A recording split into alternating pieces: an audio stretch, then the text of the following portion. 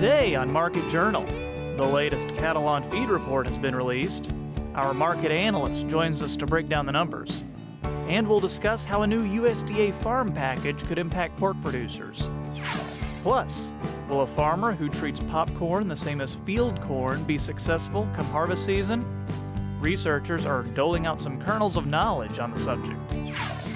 When it comes to row spacing, many farmers follow the 30 inches rule. Now researchers are testing to see if narrow rows can produce larger returns. And burn, baby, burn. Who needs weed killer when you've got flames? Could this way of eliminating weeds work for your farm? This week's edition of Market Journal starts right now.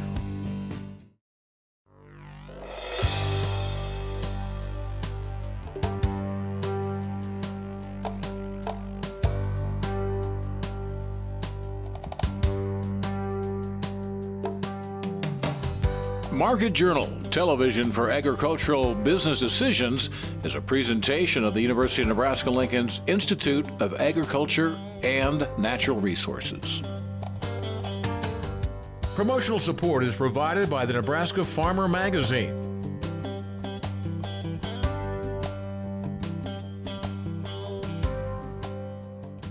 Hello everyone, I'm Troy Moling and thanks for joining us today on Market Journal.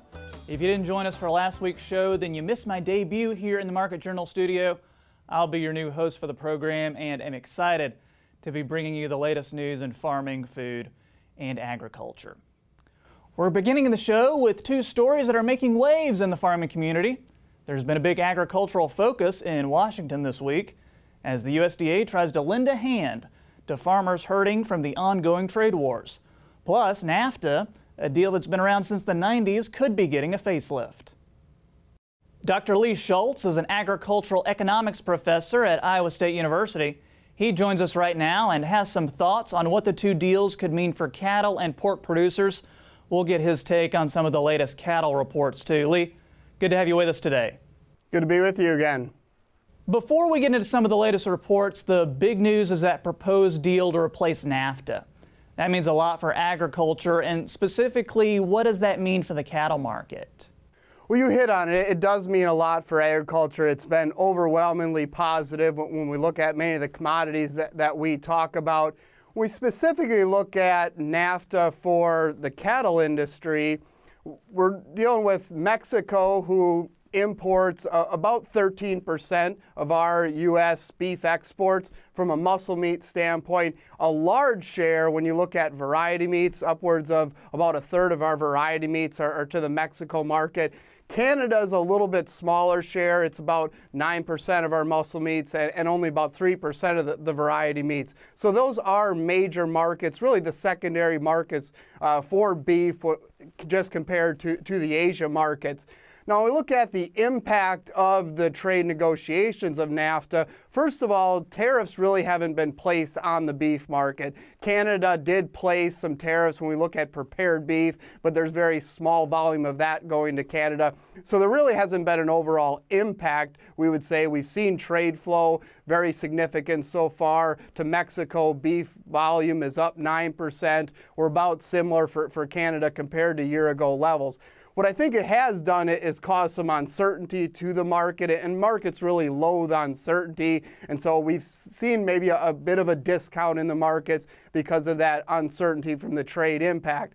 But going forward, why the need for a very stable NAFTA package is the need for growing our exports. As we continue to see beef production increase, the need for the home for that beef, the export market, is going to continue to be important. So having really duty-free trade access, uninterrupted access, is very important. And really, it provides a very efficient model when we look at beef production all the way to consumption, where the U.S. is a major producer. We also bring in Canadian feeder cattle, and then we send that products to the highest valued market, a lot of times that being Canada and Mexico. And the latest cattle on feed report came out. What were some of your big takeaways from that? Any surprises with the report? Well, when we look at the number of cattle on feed, it was above year-ago levels, 4.6 6% above August 1 of 2017. If you look historically in the data, this is actually the largest August 1 cattle on feed number. Recall, though, that this cattle on feed report is only for 1,000 head plus capacity feedlots, so we're missing the smaller producers. But to give you a historical perspective, we have relatively large numbers of cattle on feed. Thankfully, we've seen a very pace marketing rate. Marketings were 5% above year-ago levels. Actually, there was an extra slaughter day in July, so if you adjust it, marketings were about comparable to year-ago levels. Placement numbers, that was the surprise in the report. It was 2.4 percentage points above year ago, or above pre-report expectations. And year ago, it was 7.9% above what we'd seen in 2017. And you mentioned those placement numbers. Any other numbers in particular that stuck out to you? Well, I think it is important to dig into that placement number some. The placements, a large majority of them, about 83%, were lightweight placements, so the increase was due to placing lighter weight animals. The under 600-pound category and the 600 to 700-pound category, that really makes sense for two reasons. We've heard about drought-like conditions across much of the U.S., so I think we're moving some of those cattle into the feedlot a bit sooner. Also, just giving the timing of it. So looking at it as a July placement number, if we're looking at spring calving herds, that would make sense that we would see lightweight placements if they're going into feedlots. They're going in now. Really a broad stretch when you look at placements across states. Every state was up compared to year-ago levels except for South Dakota and Washington. 40% of the increase came from Kansas and Nebraska. If you include Colorado in there, that's 59% of the increase came from those three states. Really what's driving this, I think, is, again, going back to the drought-like conditions are increasing those placements some.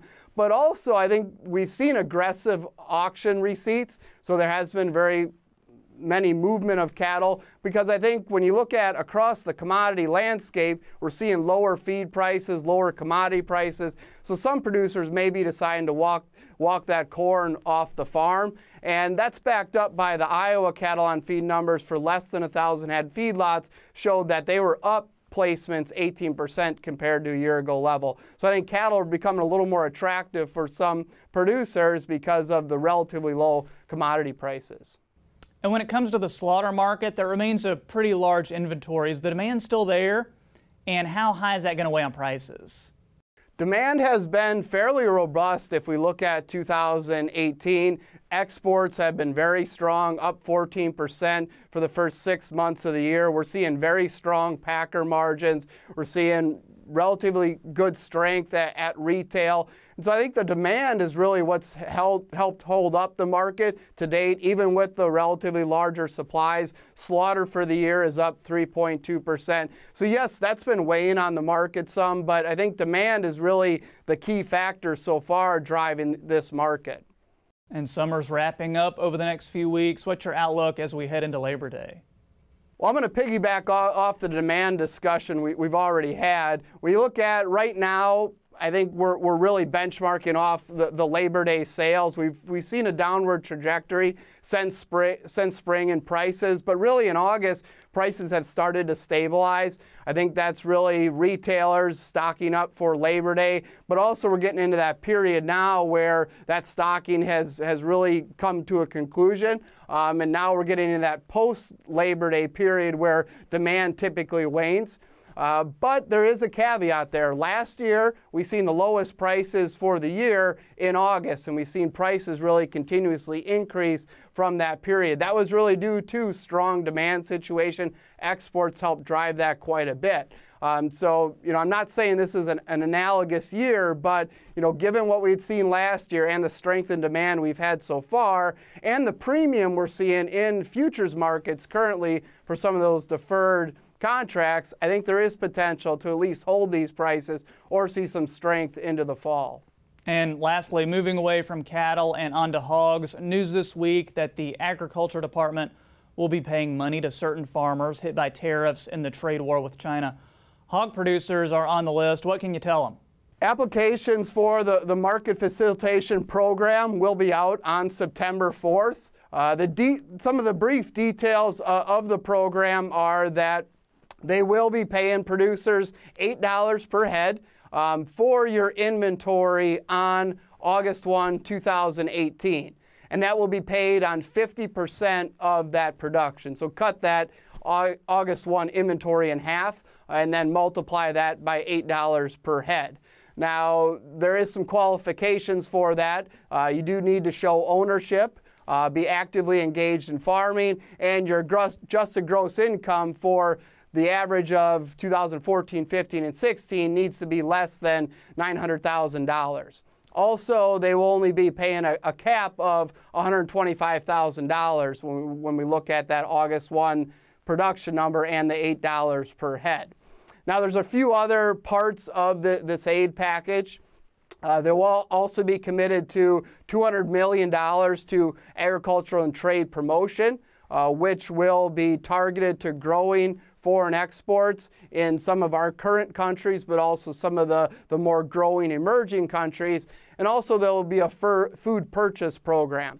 So for pork, that equates to about $550 million that will be purchased off of the market in the form of pork that will be used for food assistance programs.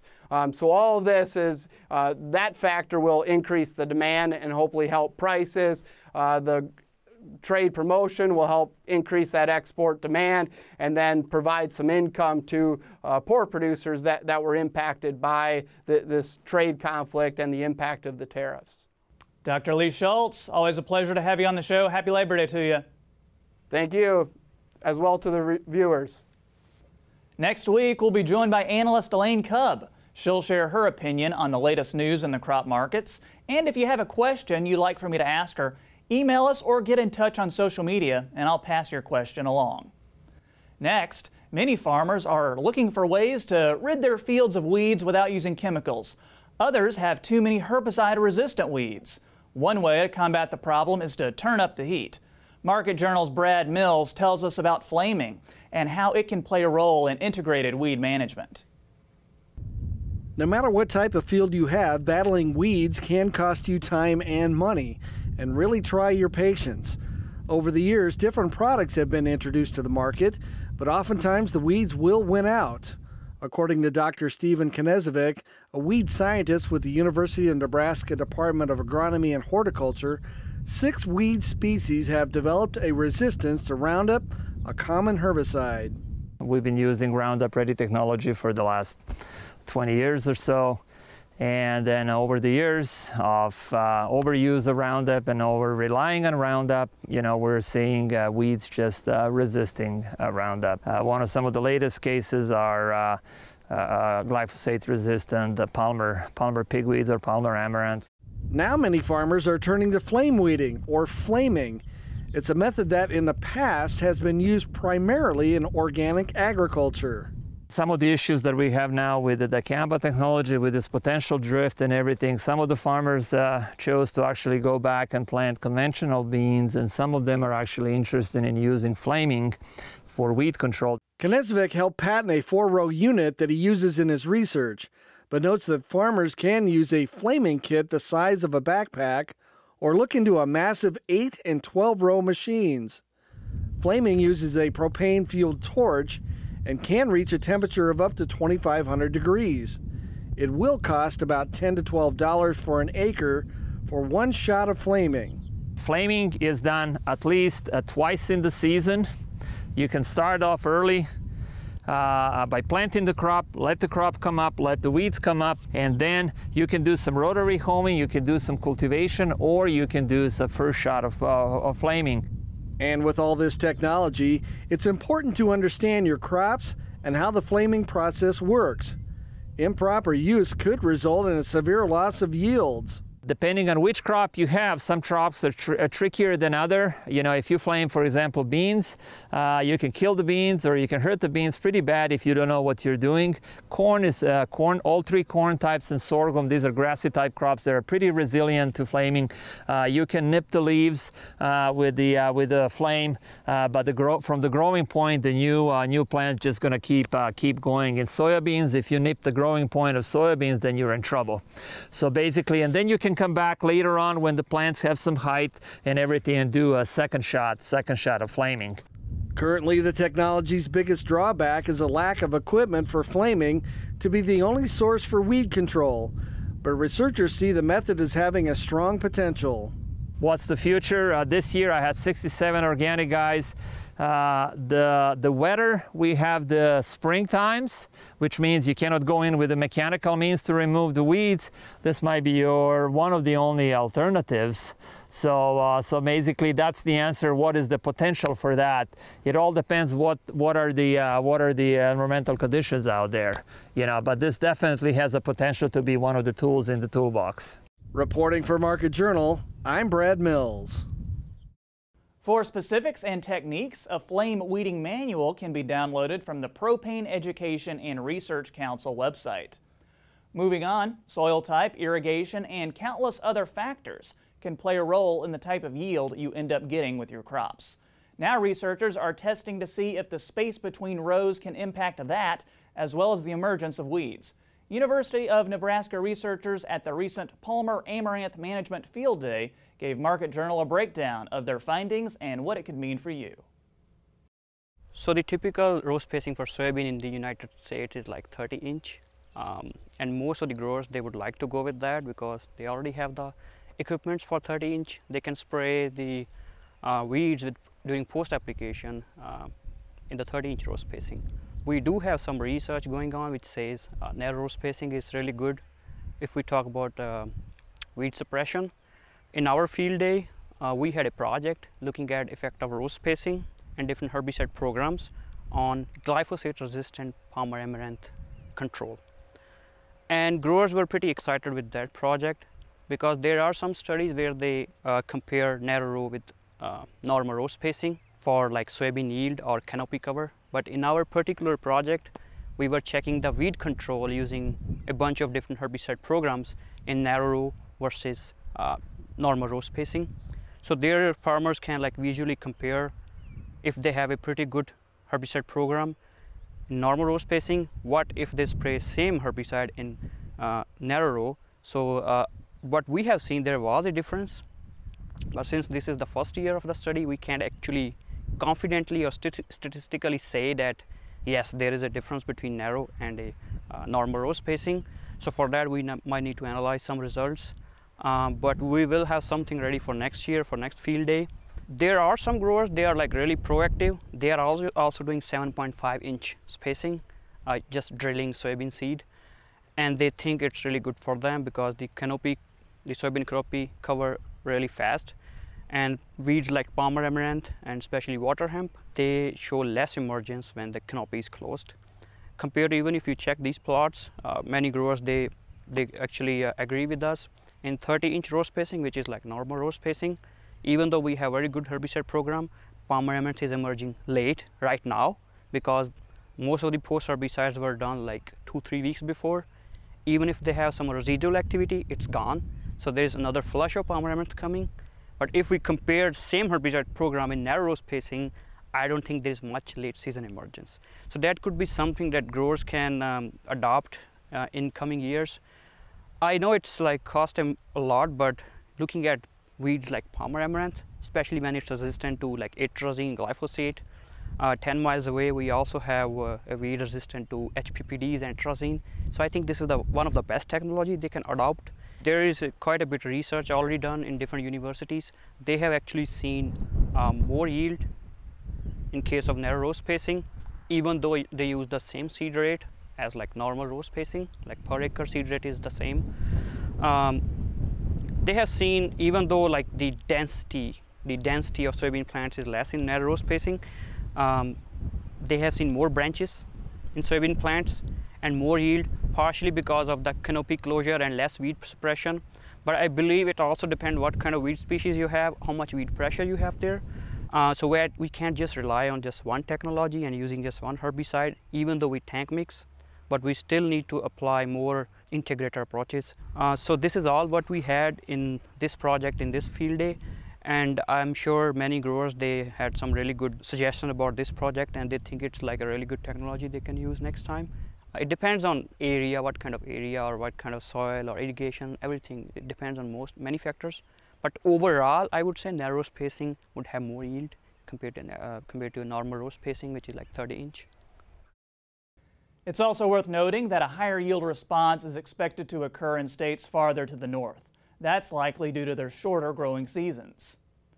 At first glance along I-80, much of the land from Seward to Grand Island looks flat as a tabletop. However, some fields like those Gale Marsh Farms near Grand Island have more variability than first meets the eye. 2 years ago, Marsh enrolled one field in the Divots in the Pivots program, and that's all part of the Regional Conservation Partnership Program. This involved cost-share funding to install a zone-based variable rate irrigation system on the farm. Read about how several growers have benefited from VRI systems in the September Nebraska Farmer. Moving on now to corn, popcorn that is, and who doesn't love a warm bag of that tasty treat? In fact, there's a good chance the kernels you pop into your mouth were grown on a farm in this very state. We spoke with some University of Nebraska researchers who are looking at ways popcorn reacts to different herbicides and learned what they're doing to keep the crop strong. We all know Nebraska is nicknamed the Cornhusker State, but look through the numbers and you can make another argument. Popcorn capital of the world. The reason we do popcorn research here is because Nebraska is the #1 producer of popcorn in the United States. Nebraska produces about 45% of the U.S. supply, which is about 350,000 pounds annually. So with Nebraska being so important, we needed to start focusing a little bit more on herbicide research for popcorn. A big part of that focus currently is popcorn sensitivity as it relates to herbicides. Popcorn's a little more sensitive than field corn to a number of herbicides. The plot behind me, we're looking at some new herbicides that have come to the market. For example, XtendiMax with XtendiMax soybeans. We're also looking at Enlist Duo and the new Enlist corn. And we're also looking at glyphosate, which isn't a new herbicide, but popcorn is highly sensitive to glyphosate. That sensitivity can make weed control especially difficult. In addition, white and yellow popcorn varieties can react differently. That's why it's important for growers to pay attention to the programs they use and where they're applied. Even 1/8 rate of glyphosate can cause complete plant death. Certain herbicides, like HPPD herbicides, generally show more injury with white popcorn than yellow popcorn. White popcorn is generally a little more sensitive to a lot of herbicides, so that's why we're looking at both white and yellow popcorn. It's also crucial for farmers to remember that just because corn is in its name, popcorn can't always be treated like field corn. Be careful when you're making applications near popcorn or into popcorn. A lot of popcorn growers in Nebraska are farming both field corn, GMO field corn, and popcorn, which is non-GMO. So it can be easily mistaken that if you go spray a field corn area that you can move right into popcorn because it looks the same. But you're going to see very bad results. Barnes stresses that starting a popcorn crop can often be difficult because producers are contracted to grow specific varieties. And you won't be told whether it's a yellow or white hybrid until the contract is finalized. It's now time for weather with Nebraska Extension ag climatologist and Market Journal chief meteorologist Al Dutcher. And it's Labor Day weekend. That means lots of travel. Al, any chance for storms or severe weather? Yes, Troy, it does look like we're going to have some severe weather this weekend, particularly in the southeastern portion of the state. So it does look like some of our plans for this Labor Day weekend are probably going to be interrupted by periodic events of rain, especially in the eastern half of the state. So as we look at the upper air models today, what we have is once again another trough moving into our region, and this is basically going to pump up moisture from the Gulf and the southwesterly flow, keeping temperatures warm. Surface lows in the high plains region of the Dakotas and to the south of us in western Oklahoma will help lift moisture up into our region, so that round of thunderstorms that we had over the overnight hours will move to the east of us, and we'll see a redevelopment this evening which could play some havoc in the Huskers game. But more importantly, we see that trough remains in place across the northern plains, high pressure to our west. That's going to really help pump up the moisture into our region, and we're looking at a severe weather outbreak most likely as we get into Saturday night and through all of the day Sunday, and that system will remain in place places. We have this southwest flow in the atmosphere. Low pressures up in the Dakotas will help pump moisture even farther to the north from the Gulf of Mexico, and that will give a widespread area of precipitation. Now, the GFS model keeps us a little bit lower into the south of us. We expect that's going to be elevated much more to our north. And that trough remains in place with another piece of wave coming out as we get into the day on Tuesday. That's going to help generate some thunderstorm activity as we have a low pressure system up in the Dakotas. And once again, we're targeting eastern Nebraska and points off to the east and northeast for heavy precipitation. And then we start to see some lifting of that trough as a ridge tries to build in and bring a little bit more heat into our region. We still have this pesky surface low up in the Dakotas, and with this high pressure system, we are going to see the moisture move up into our regions for another round of precipitation across eastern Nebraska and points up toward the northeast. And then we start to see another piece of wave as we go into Thursday that moves across the northern plains. Surface low still in place across the Dakotas. We're still going to have chances for precipitation. A rather soggy event. Looks like eastern Nebraska, once again, all the way across to Iowa and up into the Great Lakes, will receive another round of precipitation. And then by Friday, we do see some signs this trough wants to try to move out of the northwestern United States. We see surface low stacked up coming out with this monsoon flow of the southwest, so that's going to give us some more precipitation. But it looks like the majority of that precipitation will shift over to the Great Lakes, at least in the near term. So the 8 to 14 day forecast taking us out from next Thursday through the following Tuesday shows above normal temperatures to our east and to our west with a little cool pocket, normal conditions in the middle of the country, and that's that monsoonal flow, and we'll be dealing with in and out clouds, so that's why we're looking at more normal temperatures where we'll see more clearing to our east. In terms of precipitation, it does appear that another round of precipitation with several more waves moving through the northern plains will generate precipitation. So this does not look like a very good forecast in terms of this weekend.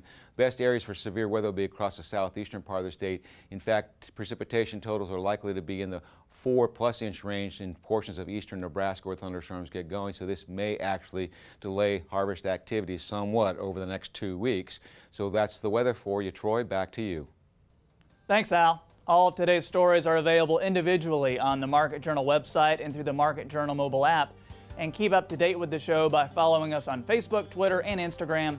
That's going to do it for this week. I'm Troy Moling. Thanks for watching, and we'll see you next week. Join Market Journal online at marketjournal.unl.edu. You can also follow us on Twitter, Instagram, and Facebook. Promotional support is provided by the Nebraska Farmer Magazine. Market Journal is produced by the University of Nebraska-Lincoln's Institute of Agriculture and Natural Resources.